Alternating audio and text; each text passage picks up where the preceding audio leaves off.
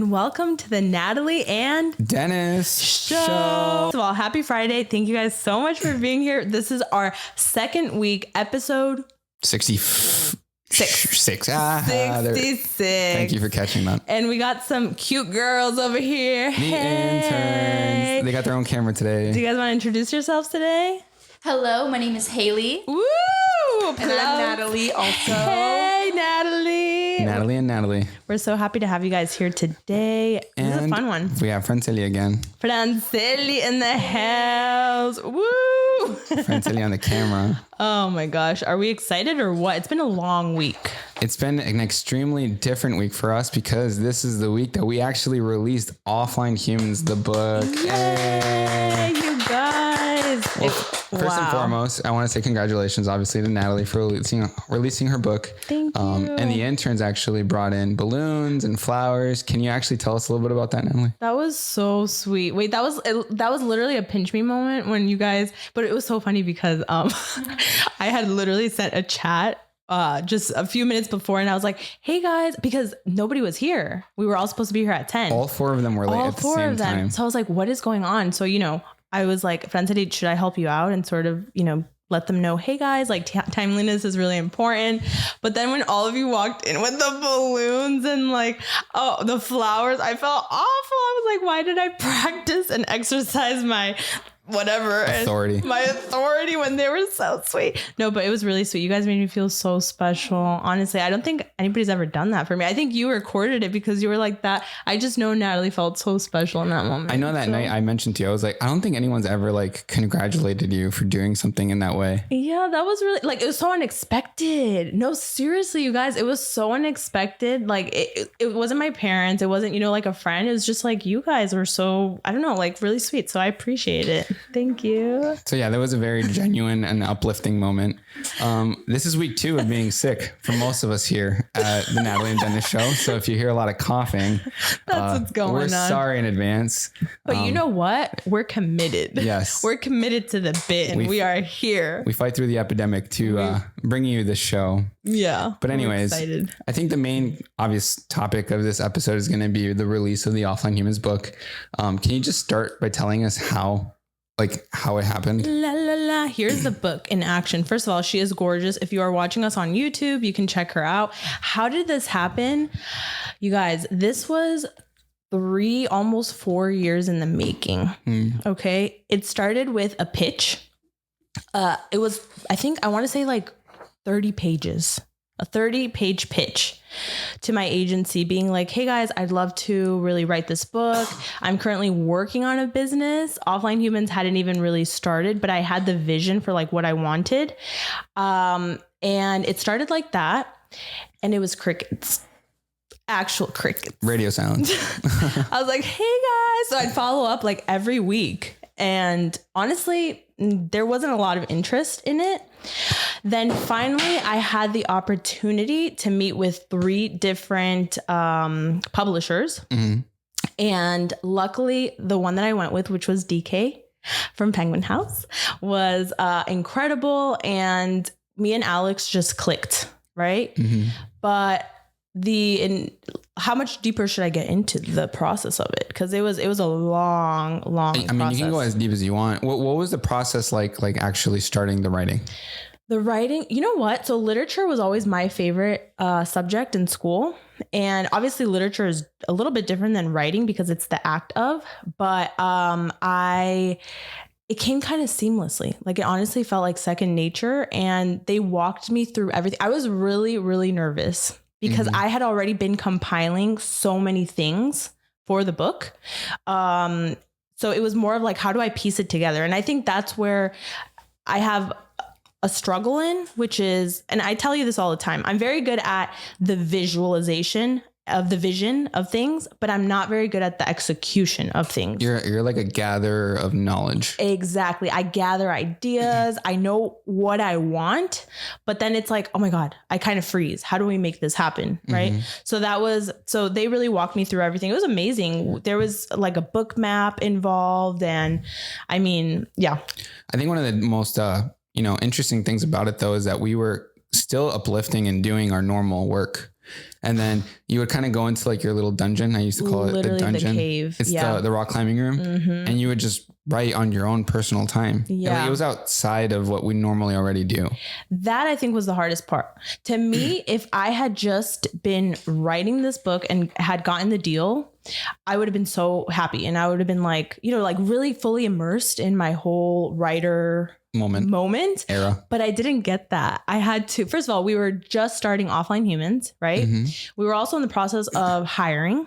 Yeah. We were sort of like changing from, again, a content first business to more of a product first business. So there was a lot of things we were tying the knots to, trying to finish, trying to decide, do we move forward with this? Do we not? Right. It was kind of a hectic time for us. And then on top of that, life.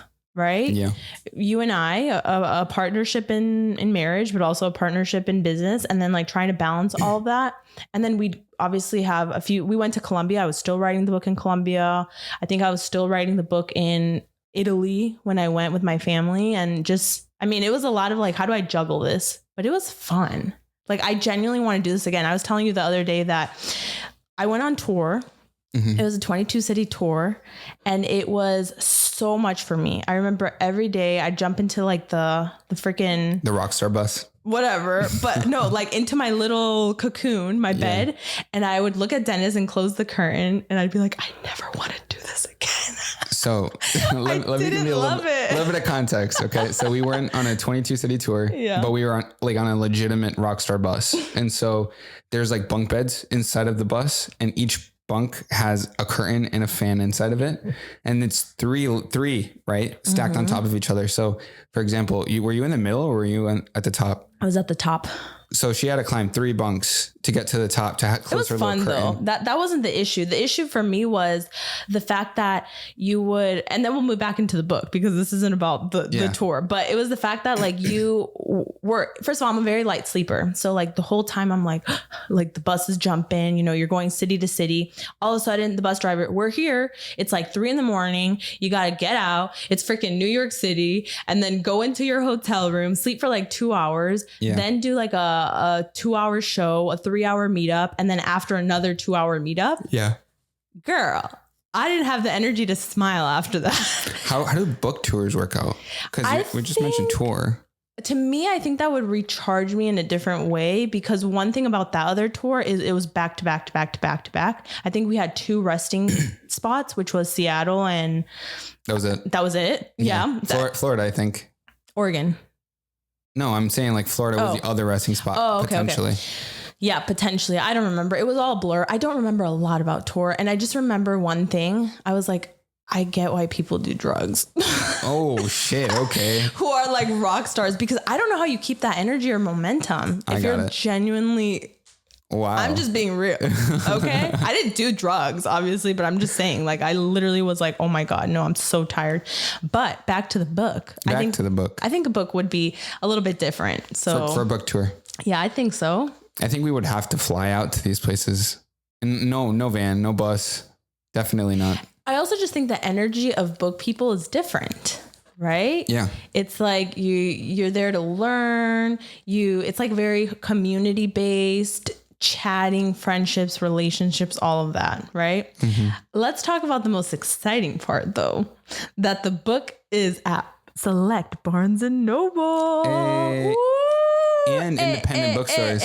And independent bookstores. Which we don't know which ones. We don't know. We did get tagged on Bridge Books in Virginia. And that was so iconic. I have to reach out back to my editor and be like, how did this happen? Because I want to go to local bookstores here and make it happen. So tell us what it was like seeing the book. So Natalie sent me in before you actually went in and you're like, go and make sure the book is there before I even go inside and I start recording. But wait, let me tell you why, right? Yeah. So I've had 2 acquaintances who have written books and it's in the contract that their book will be in bookstores. They go all excited and the book is not there. Oh, damn. And it's devastating. Like that must be a really devastating moment. You're all excited for this. And then it's like, wait, why is my book not there? So I don't know what that's like. Luckily, I worked with really great partners who made it happen. Yeah. So that's really wonderful. But yeah, I was nervous the whole day. I just wanted to hurl. I do wonder what it would take to get our book to Target. I think Target would be a really great place to have it.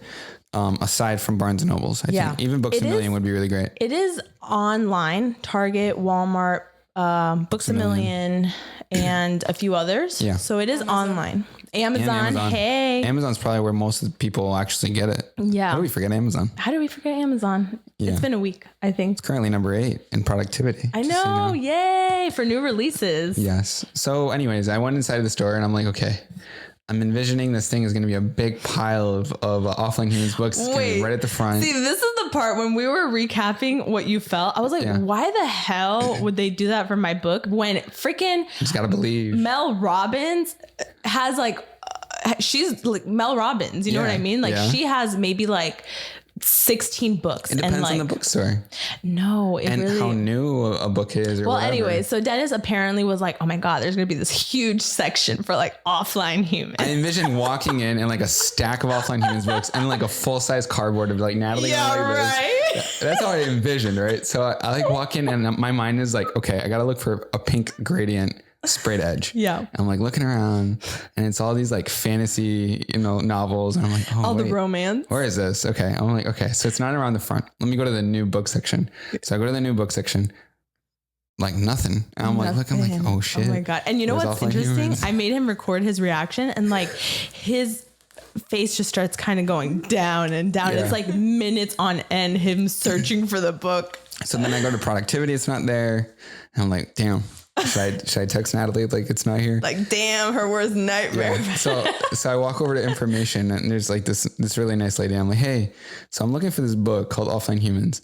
And she's like, okay, I'll type this in. So she said it wrong a couple times. She was like so typing. Sweet too, though. She was really friendly. I love librarians. And she's like, oh, it should be in the productivity section. Let me go check. It wasn't there. And then she's like, but it says that we have it in stock. So whatever. She ends up getting someone else. They go to the back. They look. They find it. They bring it out. And then it was in the back still. It was in the back. It was so new that they had just taken it out of like the Penguin Random House box that like we got, right? I mean, granted, we also went at like 11 a.m. That is true. We went bright and early. At 10. Oh my, right. We didn't even let them get to work. Imagine. No. Anyways, so she hands me the book. I'm like, okay, cool. How many are in the back? And she's like, no, we only got this one. And I was like, oh no, okay, cool. And she's like, what, do you need it? Like, you're going to buy it, right? Cause like I asked for it. And I'm like, no, my wife's in the car. She wrote it. She wants to come in and see it for the first time. And I was like, can you like just place it there? Like really nicely. So that was really special. So at information, she like places it there. And I'm like, okay, I'll be right back. And then I go to the car and I get you. Yeah. And so that's kind of where like a lot of the reaction, I posted a bunch of videos on freaking Instagram of like that moment of me just sort of walking in through the doors of Barnes and Noble. First of all, it's a beautiful Barnes and Noble, the one that we went to. The two-story one. We went to 2 locations, but those are just, I mean, to me, it's my childhood. It is. Those bookstores, they smell beautiful, like coffee. It's just like a dream. I had walked in there so many times, just sort of like envisioning what that would look like. And for me, there was a bookstore called Walden Books. It was like a kid's store and it had like little things that you could go through and you could read and whatever. I remember those. It was all for kids. And yeah, I wonder if our book will ever be at the library. Somebody asked that in a DM. What do you mean? Like the local library? Local public library. I would love that. Yeah, that'd because be amazing. Not everyone can afford, Yeah, that would be amazing. It would be nice if someone checked out your book. We can make that happen at the library. I would love that. I mean, even I was thinking there's we're not going to name where we live, but there's a local little library here. Yeah. So you get to put a book and then you get to take a book. I was thinking of taking my book, right? Really cool. I thought that was cute. Yeah. Yeah. I wonder how that works with libraries. Would they have to like buy it? Can someone like donate books? Maybe we can take it also I would donate the book. We could take it to UCF's library and we can actually have it there. Oh, that would be cute. There's got to be some Natalie's Outlet, peeps out there at UCF. That would be really cute. That'd be very cool. What do you guys think? I want to know what the interns think about that. I think that is a great idea actually, because I feel like our library is low-key lacking and we need some girly pop books in there. Exactly. How many sprayed edges do you guys see at UCF? Probably not many. None. No. It became very popular though this year. I will say I was really happy with my editor. That was his idea to do sprayed edges. Yeah. They really went all out because this book is not just a book. It has journal prompts. So it's like a journal meets book and there's pictures. Yeah. And can we talk about my biggest regret of writing this book? What was the biggest regret? I got a really big regret. What was that? So every single picture in this book was taken by the most incredible, fabulous photographer ever. Okay. And that person was Dennis. Mm-hmm. And guess what? There's no mention of him in the book. That's a damn shame. Can I explain why? Why? The book or the pictures were the very last thing we did in the whole process. Yes. The text was already finished. So they basically just like plugged in the images. So I don't know why I didn't think about going back and being like, hey, by the way, can we update that the pictures were taken by? I think Jupiter appears more in the book than I do. He has like 3 pictures and I think I'm just one solitary picture. Yeah. So that happened. But all right. So the story. So you walk into Barnes and Nobles after I confirm that the book is there. And then what? That was so special. Well, the lady is there. I'm kind of like embarrassed, honestly, because I don't like attention like that. And I was like, oh my God, hi, can I grab this book? And they're like, sure. And then I was like, should I tell them I'm going to put my signature? I don't want them to think I'm vandalizing like a book just cause. So I was like, hi, yeah. Can I sign? I think they knew that I was the author. So I was like, I'm going to sign this book. And then she made it really special. And she got the little sticker. There's a Barnes and Noble like signed author sticker. Yeah. And she put it on top. And it was a really sweet experience. I hadn't practiced my author signature. Wow. I don't know what that was like. What even is an author signature? I don't know. But I guess I kind of need to create one. I wanted to talk about, and this is off script. This is like, it just came into my mind, but we were very fortunate that we have like an agency and the resources in order to create and publish a book. Yeah. But I did want to ask you, normally for an average person to write a book, like what does it take? And also, do you know anyone who's had potentially trouble writing a book who might not meet the criteria or things that they need to have in order to write one? Yeah. Well, first of all, I am an average person, right? Yes. And I think like, even though I do have an agency, I still had to pitch myself to them and they had to like the idea and still, have some sort. I was very lucky that I got a deal. That is First true. of all, like I got paid to write the book. Yeah. Aside from whatever else I sell. Which is incredible. So that in itself was an incredible opportunity as a first time writer. I have a friend who is currently writing a book. I actually have many friends who are currently writing a book and it's incredible. And I will say like, you should start writing a book before you have a deal because it's such a long process. By the time I got the deal, I had like a few months to really wrap it up, which isn't a lot of time. Right. So, my friend who currently doesn't have an agency and is writing her own book, self-publishing can be, I think, very tricky, but with the power of social media, like if you know how to really harness it and to, I don't know, like almost start curating little events at a local shop. Right.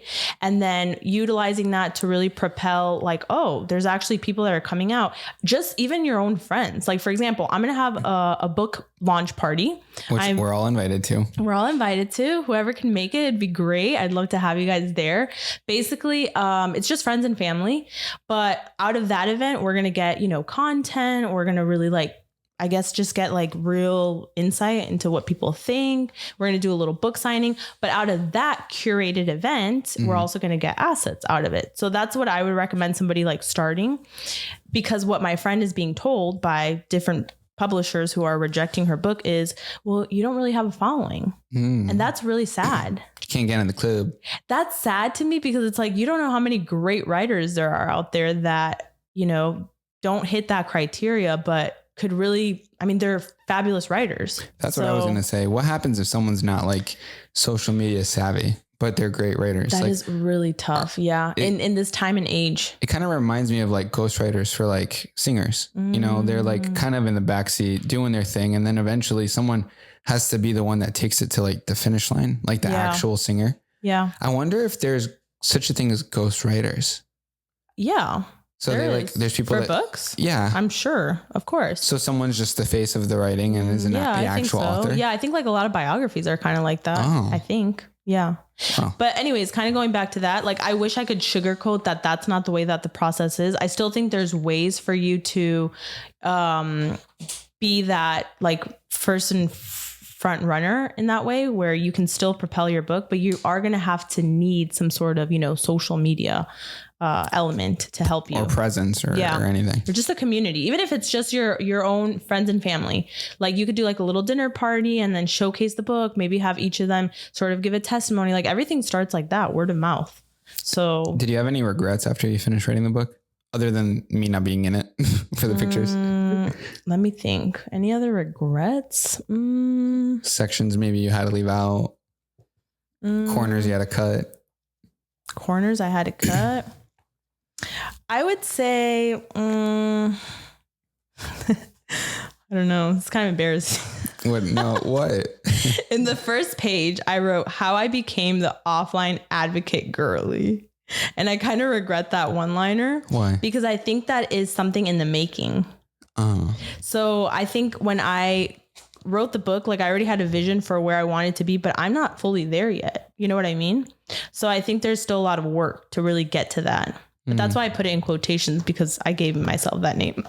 That's interesting. I wonder if there's ever a moment, well, there definitely will be, where an author kind of outgrows what they wrote and they don't agree with what they said before. Oh, yeah. Well, that's kind of content too. I mean, think about, I'm sure there's pieces of content that we've done that you're like, holy hell, there's a lot I wish I had never done that. There's you know what I mean? Yeah. So isn't that just a part of like the journey? Like that's just, you change as a person. Unfortunately, now there's a digital footprint of That's what true. you do. But I honestly, going back to that for a second, because I have a lot of friends who started in like the DIY hack era and they now deleted all their videos. I don't agree with that, in the sense of, I wish that you would show people what it took for you to get there. Like, I want to see the journey. You know what I mean?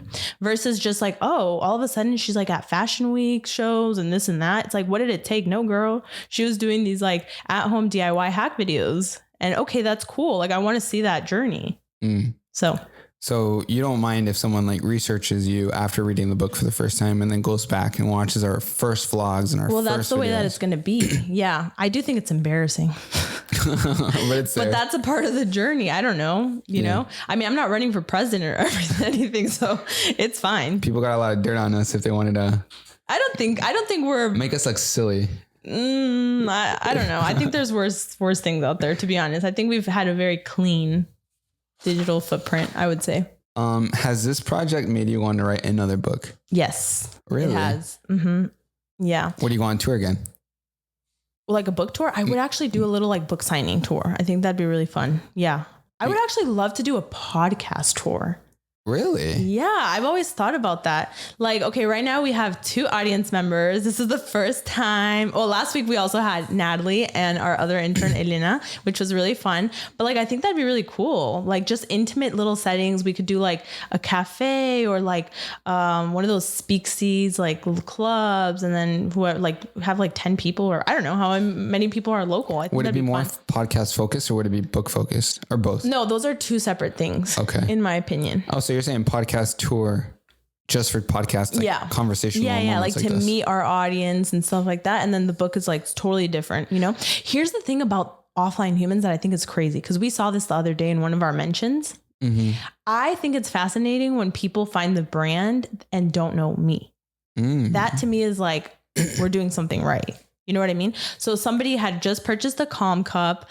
They were like fully aware of all of our products. They're like, oh my God, I also want a shimmer tab, et cetera, et cetera. And then I went on her page and she didn't follow me. And I thought that was amazing. I was like, oh my gosh, because she really was speaking about Offline Humans as like a community she loves to be a part of, and she loves the products. So, I mean, that's what I want. I think we talked about it in the last podcast, but there are a lot of mini communities within our community. Yes. So we have like our little Discord community. We have our podcast community. What do you think the absolute most hardcore fan from like ages ago would remember that maybe other people don't remember? What do you mean? So we have a song called Spicy Love. Oh, I get what you're saying. For now. Example, like that's a lot of people don't know that we have a song called Spicy Love.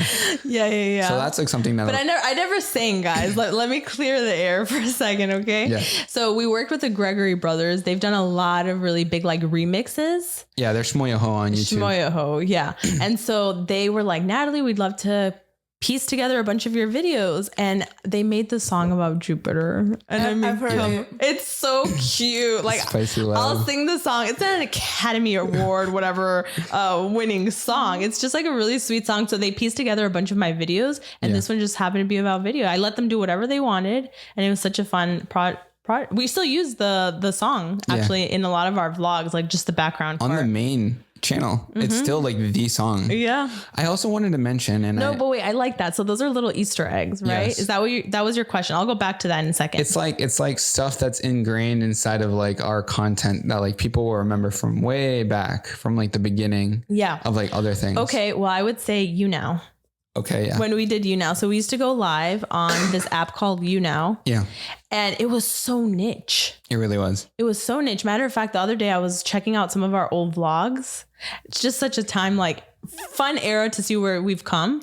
And in there we were like, oh, today we're going to go live on You Now. It's Sunday. Come on out. Like, that's pretty niche. And when I hear people be like, oh my God, I used to like watch you guys on You Now. I'm like, whoa, you're an OG. We used to have like the nasty flavored jelly beans, and we used to do like pies and like challenges and all sorts of stuff. Yeah. Or like, is that where we had the challenge of like chewing 100 pieces of gum? No, that was on the vlog. Yeah, we've done a lot. We've done a lot. But no, can I just go back to Rosalina? I think she'd be niche. Oh, totally. Very niche. 100%. You know what's crazy? So Rosalina was my evil twin sister. Okay. So at the time we were working with Alejandro was his name. Well, is his name. Actually, where is Alejandro? Alejandro, if you're out there, I've texted you. I'm like, did he die? Like, where is he? Like, I moved to Spain. I need to connect with him again. Anyways, he was our editor for like 5 years. Super incredible. And Alejandro was very into film. He had finished film school, and he was like, guys, I want to bring like my film to YouTube. The movie magic. So he did that with Rosalina. We had like these crazy shots of like a slow. I don't know. They're really curated, fun videos. It was very much like our skit era. Like it was a part of YouTube where it wasn't like teaching, it wasn't hacks, it wasn't DIY. Like we had actual like little mini movies on Natalie's outlet. And I just kind of want to go back because it's kind of crazy. Those videos got so many freaking views. And why I say that that's very niche is because when people mention, oh my God, I remember like what your twin sister or whatever, it's like, okay, you've been around for a while, girl. You know what I mean? Some people thought she was real. Some people still think she's real. We did a good job. The lore continues. But it's literally like over 50 million views, 22 million views. Like, that's actually insane. You know what I mean? Rosalina was definitely an era for us, wasn't she? Rosalina was such an era that you guys want to know something really freaking crazy. Okay. Rosalina. This is kind of crazy. I'm not going to say it like that. No, because that sounds a bit much. But we got offered a TV show to do Rosalina. That's right. And I was like, I don't want to be known for this. But basically it was like, you guys can move out to LA. Just think about it. Like, you're the internet, whatever, girl. Do you remember? Yeah. They wanted to record our wedding. I remember that. And we said no. I didn't want to make our wedding like that. I did want to record. This particular network wanted to record our wedding. And we were like, that is not romantic. Like, they wanted to spin it off. Yeah.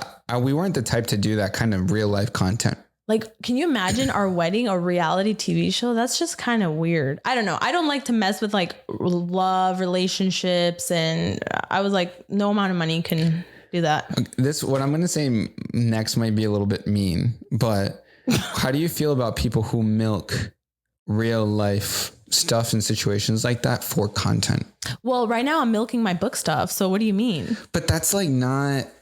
I think that's part of the strategy. I'm going to be honest. Fine, whatever. That is part of the strategy. Or what are you referring to? Okay, episode 20 of me about to get married. And then it's like what? It's like, I thought you were married already. I get it. Okay. And it's like dragging it, checking the dress. Yeah. And then it's like over and over. And it's like a year of just content of getting married. Here's what I'll say to that. I feel like a marriage is such a life-changing thing that it does kind of encompass every element of your life. As a viewer, it could get a little boring. It can.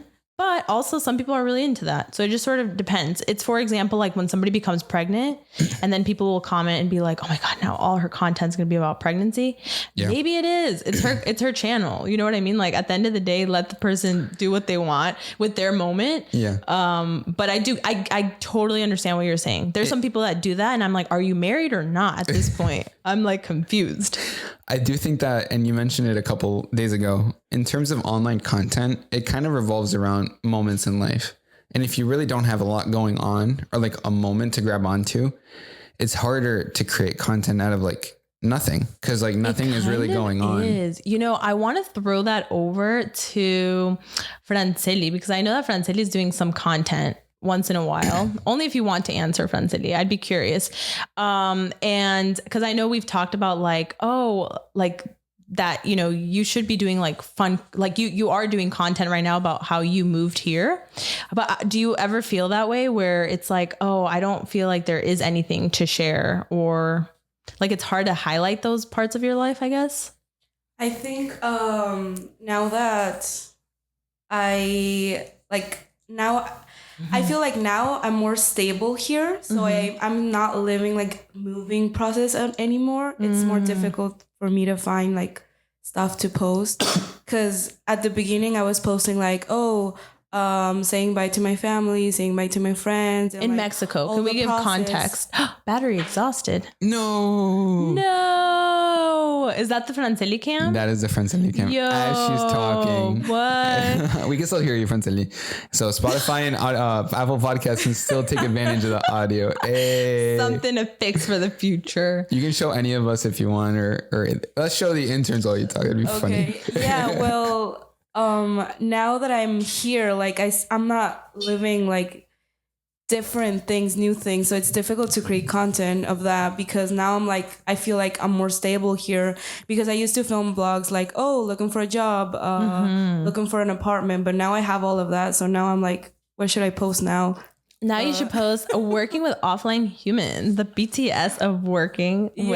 You know what I mean? There's a lot. Running the social media for a book release. Yeah. But I totally get it, because I know you've also said that you don't want to be known for like things like that. Like you kind of want to be known for yourself, which makes sense. And it's something, it's really difficult. It is really difficult. No, I totally feel you. But I want to go back to that question about like, what do you do when your life is kind of boring?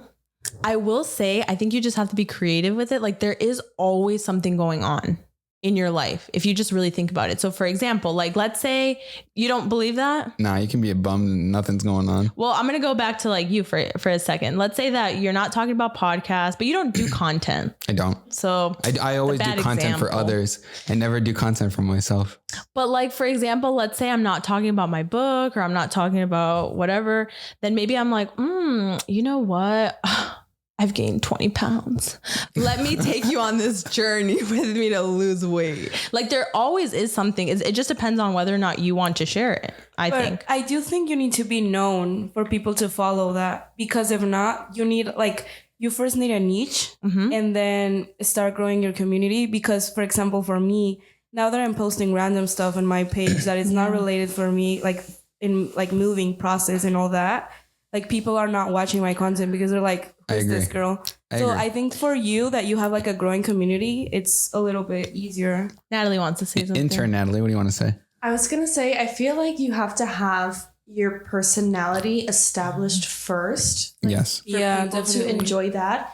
And then you can kind of go on to more creative kind of things like that. Nothing's going on, because I struggle with that too. Like, I feel like I don't really have anything going on to even film. So it's like, okay, people have to know me first to like me, and then they'll be interested in the small things that I do. But that's not true, guys. Look, let me tell you. Wait, because even like, for example, you have a photo shoot on Monday, right? Yeah. Take me through that journey. I feel like as your friend, I would want to see that. Like, what is that like? Even what you told me, you're like, hey, I feel a little bit like not the best when I'm going to be in this, you know, like take them through what that looks like.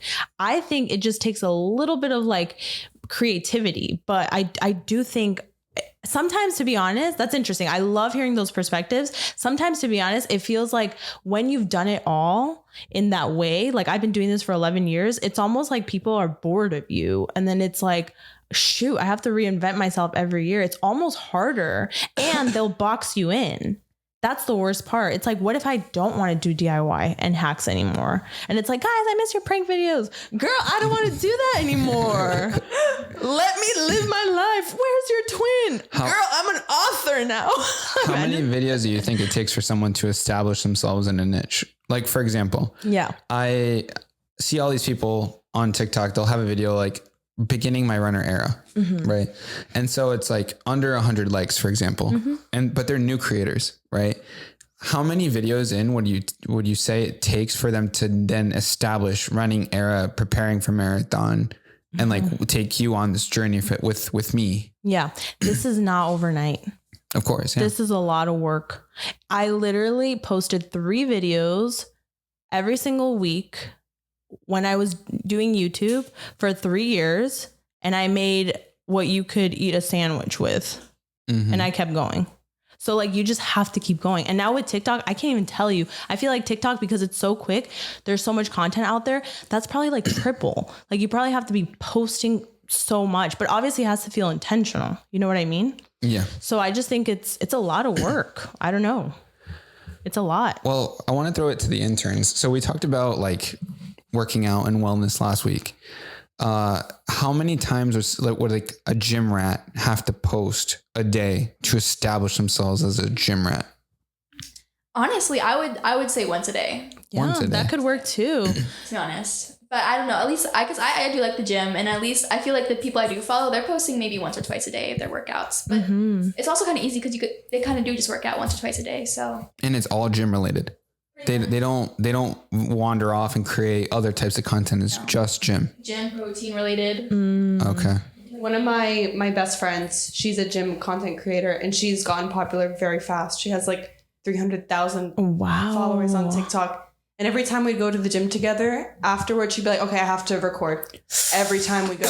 Yeah. And she posts every time she goes. So and that's all she posts. That's all her content is. Wow. So she's very consistent with it. Yeah. Yeah, that's the thing. Consistency. I wonder if the urge to change content ever comes up to people. All the time, I think. But I think you get bored. Yeah. Of what you're doing. But so you're kind of stuck in that, right? You get labeled the fitness person. Yeah. But you can't win either way. And I'll tell you why I think that's the case. Because like, let's say you are filming everything and everything works. Okay. Then you start to feel trapped and you're like, oh my God, my whole life is like online.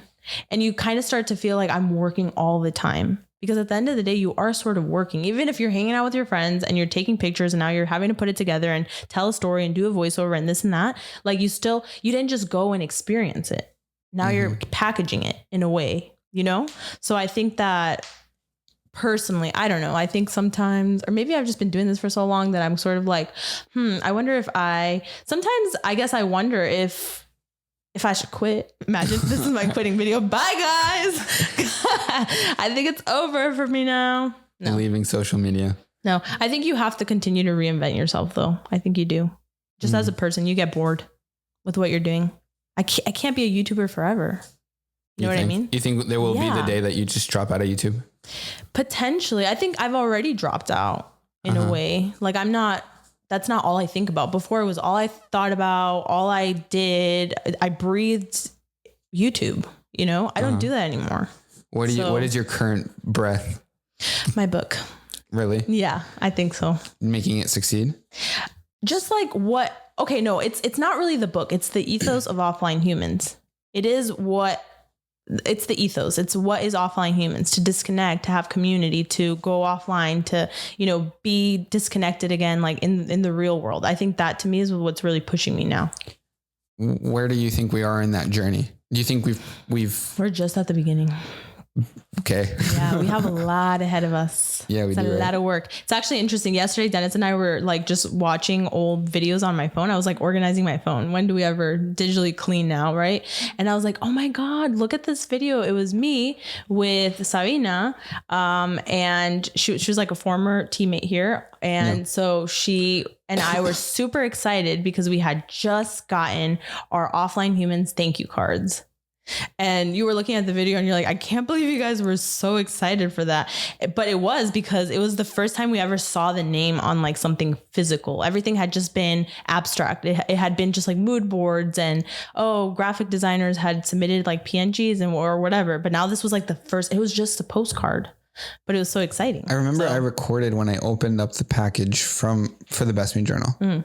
Like the first time I actually opened it before you did. You were in Colombia. And so I opened it and we had 3 versions. It was a hardcover.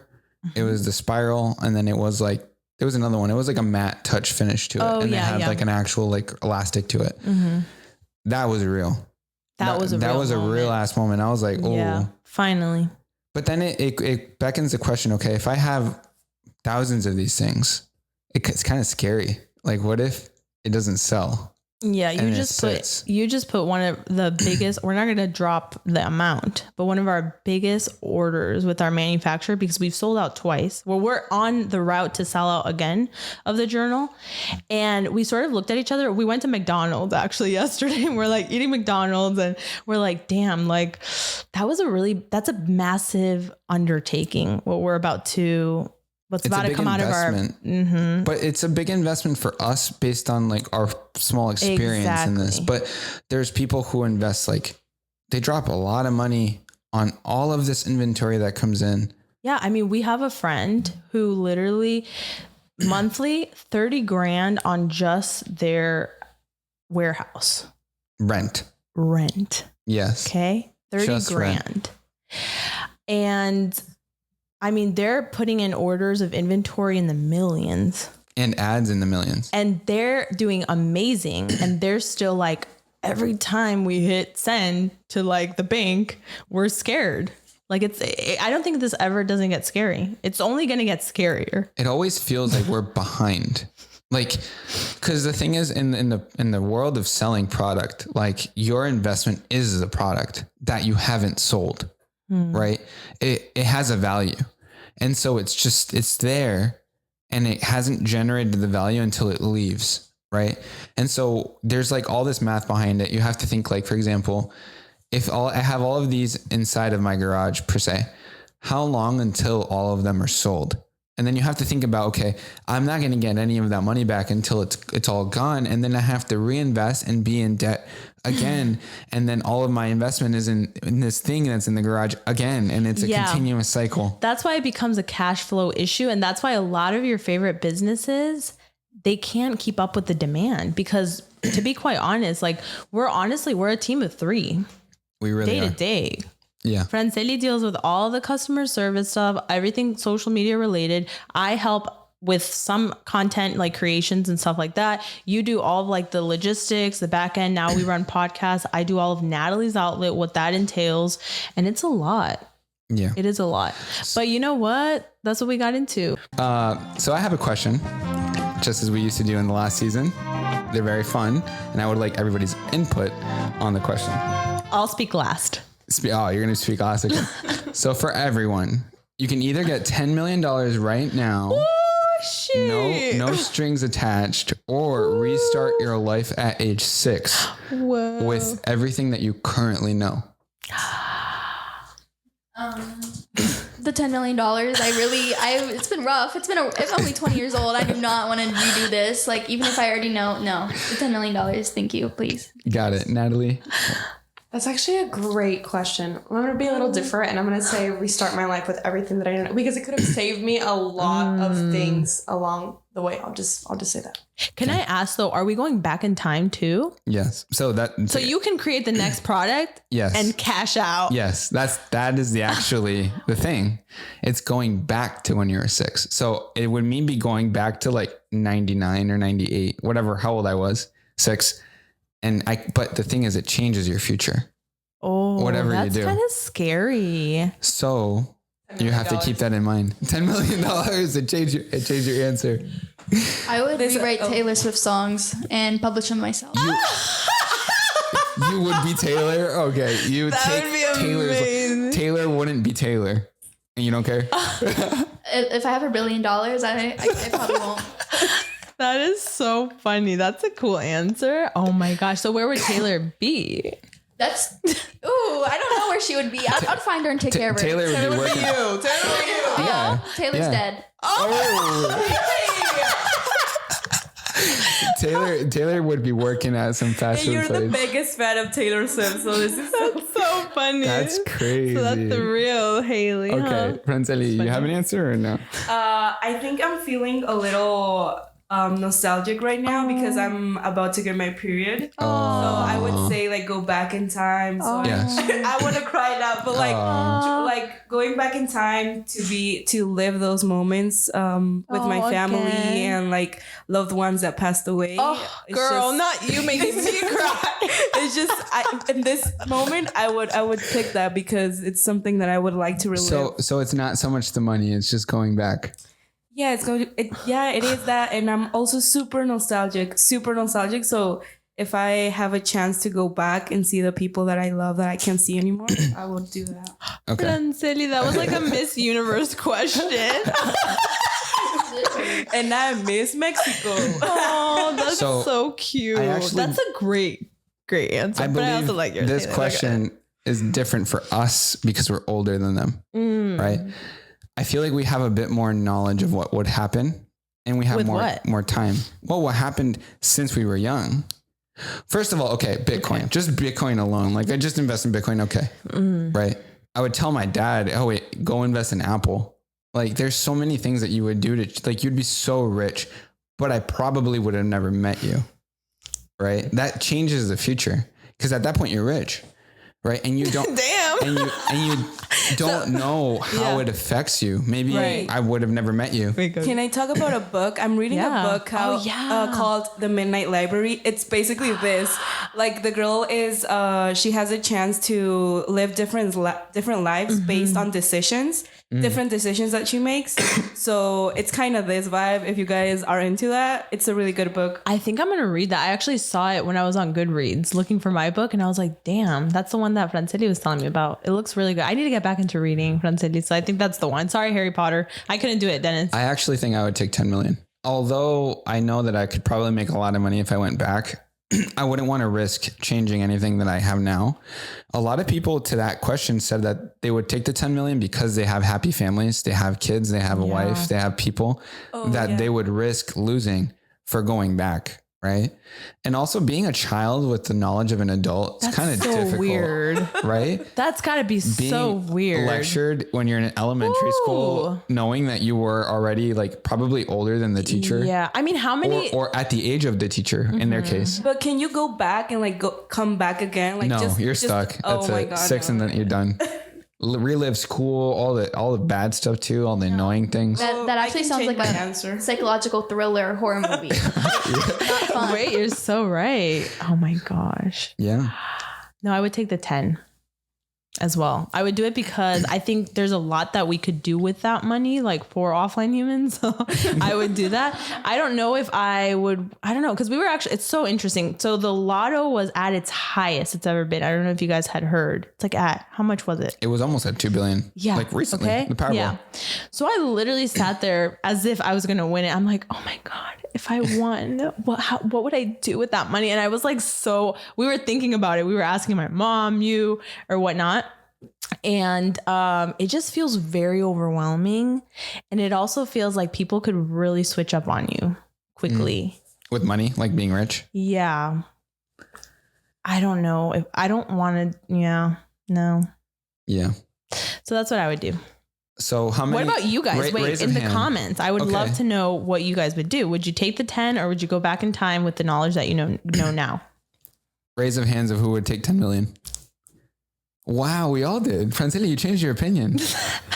Yeah, because now I'm just thinking that I have a lot of accomplishments too in my life and those would go away. Like, what if I do something different? No, then, you'd have to do everything exactly the same. Yeah, I would not be here. Like, I would have not graduated university. I don't know. Wow, so we all value the person we became. Hell yeah. Yeah, that's nice. Woo. So we wouldn't change anything. I guess. There's got to be people that do not like who they became. Absolutely. And they would take this opportunity to go back. But I would want to, I guess, challenge them. What would you go back for? Like, for example, I like Francili's answer. It was a little bit different. It wasn't like money. Because, yeah, I think that's the first thing you'd think about. Like, you'd go back to like, I don't know, create the next blah, blah, blah. But what else? Like, what else would you do with that? Well, people said that there was a risk that if you invest in Apple and Apple all of a sudden sees this influx of investment, they'd change. They would change too. So you never really know that the ripple effect. You did the right thing. It's the butterfly effect. Like one thing, like what if you go back and you invest in Apple, but Apple is not a huge thing anymore. Yeah, so that's true. They go out of business for some reason because all the money you gave. Yeah, they invested it incorrectly. That's crazy. Anyways, a couple answers from people online was start at 6 so I can spend more time with my dad. Oh. That was someone that said that. 10 mil because I'm not doing this shit again.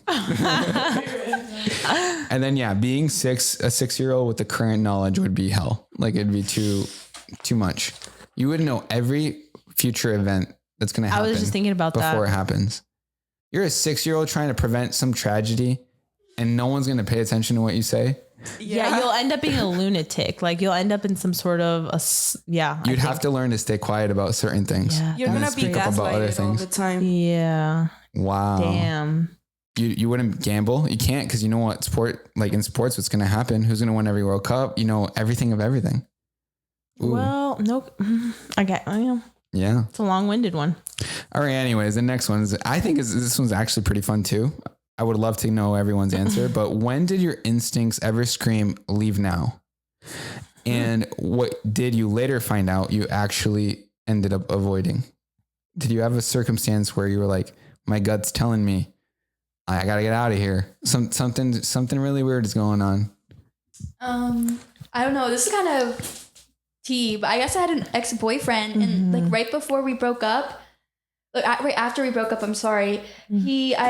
I don't know. I think he's in jail. That's all I have to say. I just think he's in jail. You felt it? Yeah, and it was just because he was just going down the wrong path. Yeah. It's kind of sad, but. So your instinct told you to leave? Yeah. Well, actually, he kind of left me, and I was like, I was like, you don't have a car or a house, really. So okay. His instincts told him to leave you. Yeah, but hey, he should have stayed. I would have carried him through the thing, but no. That's funny.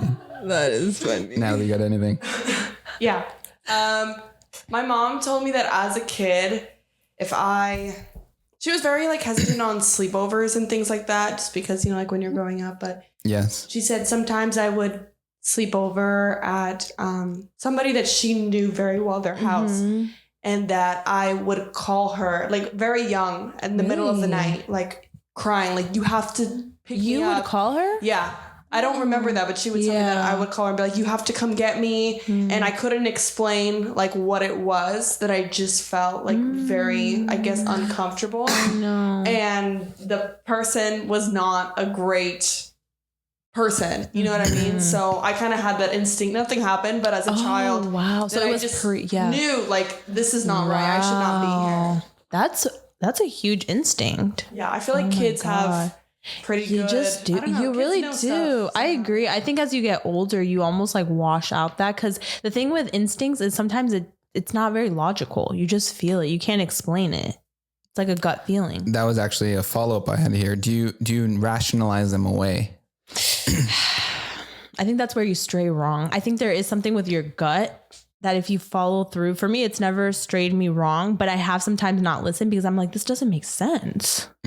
Right. And then it's like, oh shoot, look. I wonder what comes with a gut feeling. Like what makes you start to think that something bad is going to happen? That's the thing. You can't explain it. It's just this feeling. It's like an aura that's like pulling you. It's just the feeling. You just kind of like, you're like, I don't know. It can also be like anxiety. That's why first I trusted my gut feeling a lot, but now I'm like, wait, is this real? It's actually just my head making it up, like to scare me.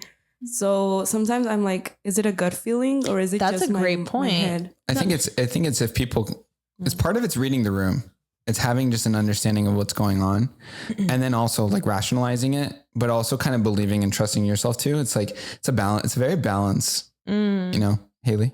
I would say I have like a weird gut feeling every time I get in the car that I'm gonna crash, but it's just my anxiety. Maybe it's because you're hitting 95 on the highway. Yeah, definitely. It's that. I think that one's valid. Yeah. But wait, for context, because prior to this, Haley was like, wait, whatever. Yeah, my dad sent me a text saying to lock in because he saw my Life 360 and it was not good. So we didn't know what Life 360 was, me and Natalie, because we don't have kids and we weren't of the era where our parents would check in on us. Our parents would just be like, you know. There wasn't really that. The worst thing I had in the sense of like no control was the whole TV was locked. Like some channels were locked. Okay. You know? Yeah. And that was very common. Like it was just in the network. Is it common for parents to give like their children like, what do you call it? Air tags, follow them, or like Life 360, like an app? Yeah, I'm 23 years old and yeah, like that's still a thing, but they kind of, whether or not this is true, but a lot of parents I feel like make it for like safety reasons. Like I just want to know where you're at. Like God forbid something bad happens, at least I will know like where you're at. Do you have a Life 360, Natalie? I don't have Life 360, but they have my location or like my keys have air tags. That's just kind of because I'm like forgetful and I misplace my stuff, but they can like find me. So is that a subscription? I've never heard of that. I think they do have subscriptions, but I think my dad pays. I have the free version. I also have it with my roommates too, so we know where each other are. Which that part's fun. I like knowing where my roommates are, but then I realized that my dad can see where I've been, how long I've been there, how fast I drove to get there. That's just when it gets kind of like, oh wait. But so it's like a private snap map. yeah, and it'll be like they were here for 4 hours and 30 minutes. So it's not even like you can lie. Like I was just stopping by. Like I wasn't there. For wow, it's awful. Interesting. It kind of reminds me of when kids used to get like their own phones at first. Like, oh, when I call you, you need to pick up. Like that's the whole purpose of me getting you a phone so that we can stay connected, like the parent and the child. But that's like next level, right? That really is. So, wow. I don't know how I would feel about that. How would we implement that with our child? That's the question I want to ask you. Child's not born. I don't know what's gonna happen tomorrow. don't make me. I'm gonna like spiral now. I'm like, oh my god. That goes into like privacy and like how much privacy does a son or a daughter have with the parent? Let's talk about that real quick then. Okay, fine. Because I think that you led a life where your parents were very trusting of you, from what I've heard. Right? You never. But I wonder if it's because you were a guy. Maybe. For me, it was the opposite. My parents, but not my mom. It was my dad. And my mom wasn't like that because her dad was like that. And it really messed with her.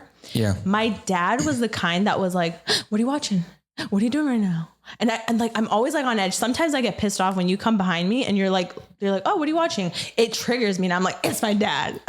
Like, why was he like that? To me, I think that's so unhealthy. I think you should give your kids, at least for me, I think I will give my kids like, hey, here are the things that I think could potentially mess you up. But I think kids need to live through things. I do believe it. They need to sort of like there's have so that many parental new like hacks in life now, like YouTube Kids. That didn't exist. I know that changed everything. And now I'm seeing little kids like not on YouTube Kids, just watching YouTube, and they're watching like weird skibbity toilet shit from like Russia, and I'm like, okay, that's not kind of normal. Like that's weird, right? So I don't know because I wasn't a wild child. That's the thing too. You were a really good kid. If I said I'm gonna go play soccer, I went to soccer. Yeah. And like that's also like trust building with the parent. That's true. I also don't know if they ever went secretly to look. Right? Maybe the few times that they did look, I was there, and then it builds the That's trust. That's true. It goes both ways. Yeah, I think. And so like once they went enough times and maybe saw that I was there, then they're like, okay, he's fine. He's not lying. Like he's doing his thing. And then like honestly, I wouldn't go out a lot. I'd just play soccer, go to school, do my thing, hang out with friends. But like maybe it was because I was a guy and I'm privileged in that way, and I didn't know. Right? Yeah, maybe. I don't know. My dad was also crazier. So maybe that's why he also... What the hell was the original question? What instincts? Francely, instincts. Have your instincts ever saved you? I always believe that anything that happens to me is because of something. I don't have like any proof of anything, but like, for example, the day that this happened to my thumb, I was like, okay. Can you give context? Oh, so my thumb, I left my thumb like in the door of the car. I don't know how to explain it, but like. She smashed her finger with the door. Yeah, that. So that happened. And when it happened, and after it happened, well, it was before coming to work. So I was like, this happened because of something. Like maybe there was going to happen something worse. And that's always what I think, just to keep feeling better, because this was really, really hurtful. You're like, I hope something positive came out of this really bad situation. Yeah, I was like, definitely something else was gonna happen, so this saved me. No, but like there's stuff, maybe I'm just an overthinker, but like that day I remember like there was a huge truck behind my car, and I was like, okay, then I can avoid it this way. And then I was like, wait, maybe it was like the universe trying to stop me to like wait a second and then go. Got it. That's what I think, but I don't have like any experience. Well, I almost didn't live when I was gonna be born, but that's not the same topic. That's a story for another time. Yeah. Natalie, instinct. Yes, I'll give you like a real life one, and then I'll give you like a kind of like a funnier one, because I'll start with the funnier one. Okay. I was at I got invited to YouTube to be a part of their what is it, that one thing they did once a year, Braincast. No, Summit, the really cool like video. Oh, YouTube Rewind. YouTube Rewind. Oh, that was so cool. Right? So that was my moment. I was like, oh my God, you guys, I got invited. So I'm going in there and I'm seeing everybody that I love. Okay. All the people. Casey Neistat walks in. Okay. And I was like, oh my God, this is amazing. But nobody's like introducing us to anyone. Right. All of a sudden, Casey gets pulled into one of the rooms and the guy is like, Natalie, come with me. This is for you too. So everybody in the room was like, oh my God, Natalie's going to be with Casey. That's crazy. And I was like, oh my God. My instinct was don't go. Don't go. Don't go. I still went and I got there, and basically what ended up happening is I was standing there and Casey was like getting his whatever shot, and nobody was directing me where to go. So imagine me just like standing there. I look like a freaking fan. It was really awkward for me. And then everybody was looking at me and they're like, what are you doing here? And I was like, I got called up to be here. Oh, and before that I went up and I was like, oh, hi, Casey. So it looked like I interrupted the shot, but I had been called to be in that moment. And then after that, they were like, no, you're not supposed to be here. Go back. So that was an instinct I didn't listen to. And I was like, this is really embarrassing. But it did lead into something better. What was it? That you're barely in the rewind. So just so all of you know, that was the rewind that killed rewind, right? Yeah. So YouTube Rewind. But it wasn't because of me. Let's clarify. No. Maybe. What? Right. So YouTube Rewind used to be yearly, right? And then it got a little bit too, I think it got too woke, like to the point where there was like this fireside chat, and then it was like a couple creators. I don't want to name drop anyone, but like that they then started being memes and stuff. And like all of a sudden now everybody was making fun of Rewind, saying, oh, it's a waste. Like the good creators that belong in it aren't even there. And they were just making fun of everybody that appeared in the Rewind. So in Natalie's scene, so what I believe is Natalie was going to get a bigger part, and it ended up not working out or happening. And she got 1 second where she appeared behind, I think you were behind Marquez Brownlee, right? Yeah. And you were just kind of there with your visors looking at the eclipse, because it was an eclipse. We all put our glasses on. It's like the side profile of my face. Yeah. And that's it. So there's a solar eclipse going on. And then Rewind always talks about the important things of the year. And like, that was kind of like what happened. Right. And so you guys put your glasses on, and then that was it. That was it. I think if you would have had a bigger part, for like 5 hours, guys, you would have been culturally canceled. Not even like mega canceled by the entire nation. Damn. Oh, maybe. Why? What happened? It was just awful. I remember when Off that came camera, out, bro. Franceli. We'll talk about it. Haley, you're welcome to name drop if you want. It's up to you. I don't want to do it. I don't really want to get into it either, because I don't know, but God, I just remember this whole era. Oh my goodness. And yeah, no, YouTube Rewinds were never the same. Yeah. Again, it was just really cringy. But what are you name dropping? Because I think like if I'm listening to a podcast, it's annoying for me to be like, tell me, Dennis. The thing is, it wasn't even, I can promise you that it wasn't even the talent's fault of who was around the fireside chat. Mm-hmm. For example, Casey, you just mentioned him, right? Yeah. Casey had a scene with the Merrill twins. That he was like, that was so cringe. Like they're so young. He felt uncomfortable filming it. And he had to like dance. They made me dance. Yeah, right? Yeah. And it wasn't like him. He became a meme. Yeah, he did. For a while, like for dancing in that scene. Yeah. Like there's just like, if you go to that fire chat scene, it's just awful. It's just really bad, and it ruined Rewind forever. I kind of wish I had been a meme. I kind of wanted a bigger part in it. Yeah. Man, I promise you dodged a bullet on that one. Okay. Yeah, your instinct enough to they pulled me out of the shot. Yes. Well, that was mine. Anyways, for me, I don't know. I'm too logical. Oh no, come on, you have to I'm give logical. one. No. My instincts, I think, are in line with my logic. I kind of push them away. I don't listen to my instincts usually.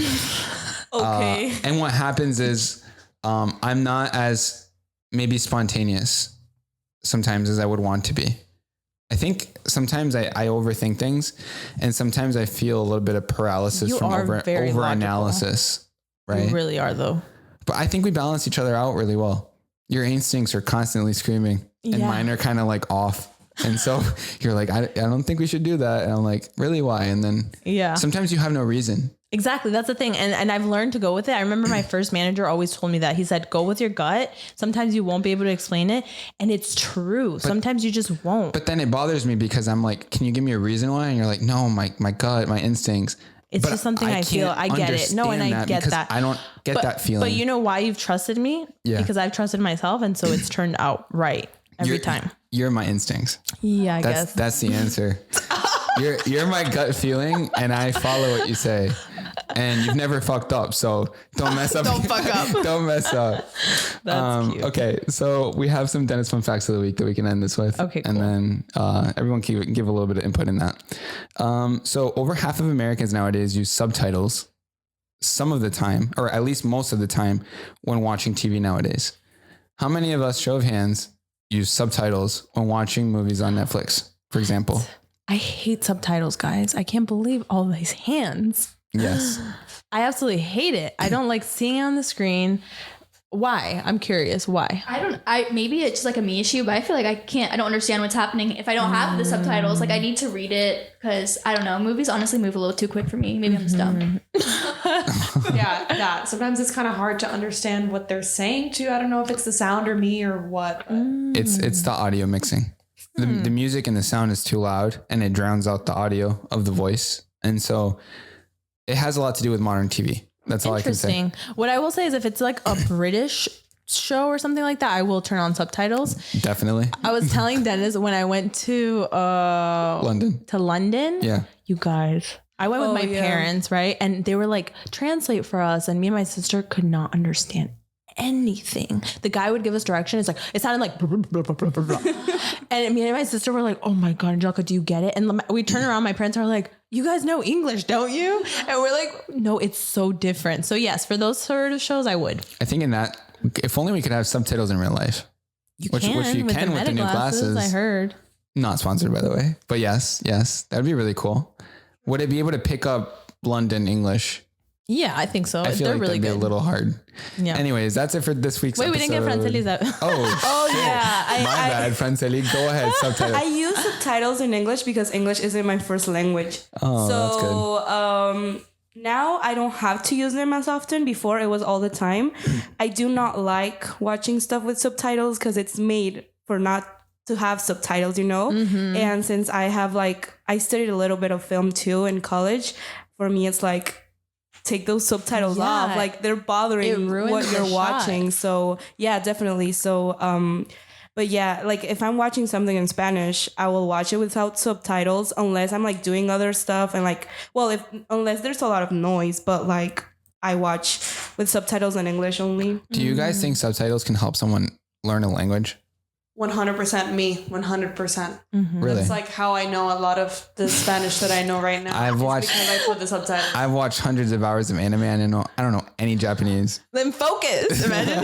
Wait, I think it's because it's different because like those languages are so different, like so complicated. But like for me, well, I've known English my whole life, but it really helps me like also a little bit with how the people actually talk in real life because you understand like you get the basics of English and how to speak it properly, but like you don't understand how people actually talks until you live at the place or you watch shows. So like, like slang a little bit, I think. Or like inflections. How people pronounce certain words. Natalie? What I was gonna say, I don't know if this is what you meant, but like if I'm watching a show in Spanish, I put the subtitles in Spanish also. Yeah, I don't put it in English. So it's like me watching anime and reading in Japanese and hearing Japanese. But it's easier that way. Yeah, that makes sense. Yeah. I got it. That's how you got to do it. That's why I'm not learning Japanese. Exactly. Duh, I'm not reading it. You want to sign us off, Natalie? Well, thank you guys so much for being here today. As always, we love hearing what you guys think. Leave us a review. We're on Spotify, Apple Podcasts, and YouTube. And on YouTube, be sure to leave us a comment down below responding to these insane questions and the 10 million question. We would want to know what you have to say. And also be sure to check out Offline Humans, the book, at your local bookstore or Barnes and Nobles. Or if you can't, be sure to get it online. And yeah, that's it. We'll see you next Friday. Next Friday, 4 p.m. Eastern time. 4 p.m. Eastern time. Eastern time. Yes. Bye. Bye, We everyone. dance off.